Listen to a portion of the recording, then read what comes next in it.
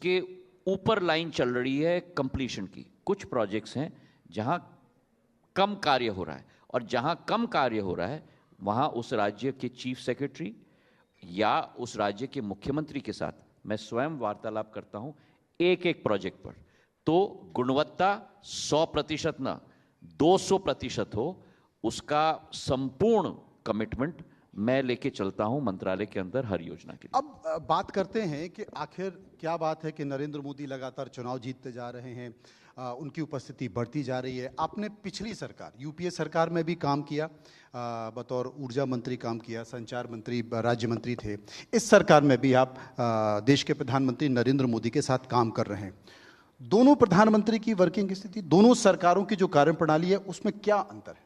अब ये प्रश्न आपने मुझसे पिछले साल भी पूछा था जी, उसके पहले वाले साल में भी पूछा था, हो सकता है कुछ नया अनुभव हो, तीसरे साल में भी पूछा था, हो सकता है अब कुछ मेरे नया अतीत को अतीत रहने दो। प्रधानमंत्री नरेंद्र मोदी जी भारत के तिरंगे को लेकर विश्व पटल पर गाड़ के रखने वाले हैं। इसका पूरा विश्वास देश के 140 करोड़ नागरिकों को नहीं, पूरे विश्व के नागरिकों को है। मैं ये सवाल इसलिए पूछ रहा हूं, उनका कमिटमेंट एक एक योजना की घोषणा नहीं, उनका कमिटमेंट एक एक योजना के क्रियान्वयन पे है।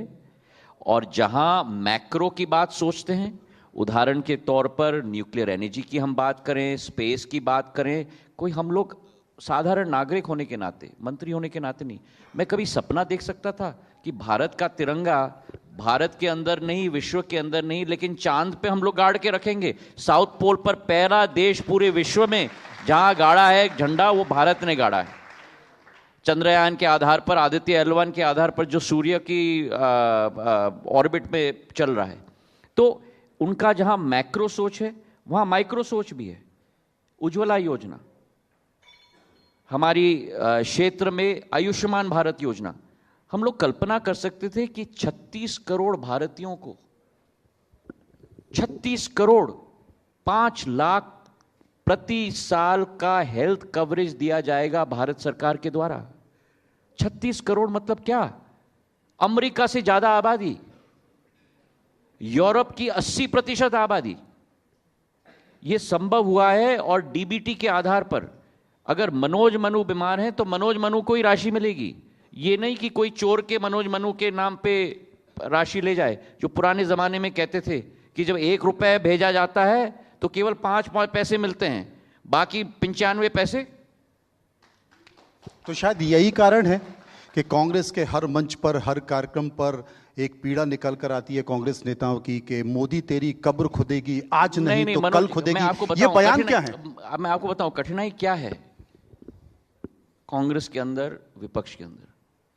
कठिनाई ये है कि उनकी मानसिकता और उनकी विचारधारा जनसेवा की नहीं है, भारत की प्रगति की नहीं है,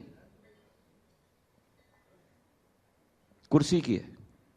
अच्छा, इसकी किस है, आधार पर वो कुर्सी हमें प्राप्त ना हो?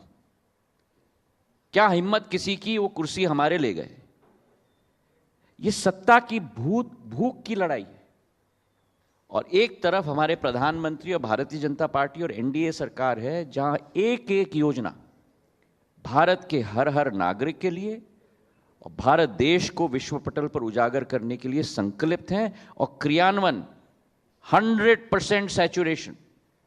प्रधानमंत्री जी हमें कैबिनेट में कहा है, मैं अतिरिक्त स्कीम्स अनाउंस करने में मेरी रुचि नहीं है, जो स्कीम्स अनाउंस हुई हैं उसका 100% सैचुरेशन हमको सुनिश्चित करना है देश के अंदर। सिंधिया जी, राजनीति में भाषा की एक मर्यादा होनी चाहिए। अभी कांग्रेस का इतना बड़ा सम्मेलन होता है, उसमें एक कार्यकर्ता कहता है कि मोदी तेरी कब्र खुदेगी, आज नहीं तो कल खुदेगी। क्या इस तरह की भाषा राजनीति में किसी के लिए भी, किसी भी नेता के लिए, किसी भी पार्टी के लिए होनी चाहिए? देखिए, राजनीति के रास्ते में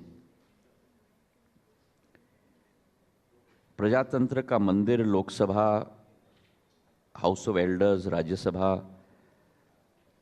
देश के लिए एक मानक है।